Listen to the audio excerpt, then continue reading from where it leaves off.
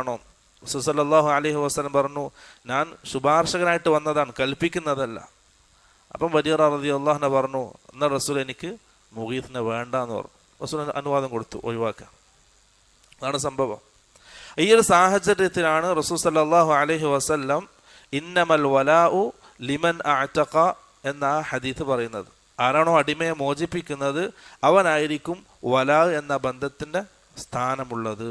അപ്പം ഈ ഒരു ബന്ധത്തിലൂടെയും മുസ്ലിമീങ്ങൾ പരസ്പരം അനന്തരമെടുക്കും. അതിലൂടെ അനന്തരം കിട്ടുന്നത് മുഅ്തിഖും മുഅ്തഖും, മോചിപ്പിച്ച ആൾക്കും അല്ലെങ്കിൽ മോചിപ്പിക്കപ്പെട്ട ആൾക്കാർക്കും.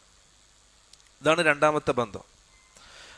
ഇതിന് പരസ്പരം അനന്തരമെടുക്കുന്ന മൂന്നാമത്തതാണ് അന്നസബ്, കുടുംബബന്ധം. കുടുംബബന്ധം പ്രത്യേകം വിശദീകരിക്കേണ്ട ആവശ്യമില്ല. കുടുംബബന്ധത്തിലൂടെ അനന്തരമെടുക്കുന്ന ആൾക്കാർ 3 വിഭാഗമായിട്ട് നമുക്ക് മനസ്സിലാക്കാൻ കഴിയും. 3 വിഭാഗം ആൾക്കാർ.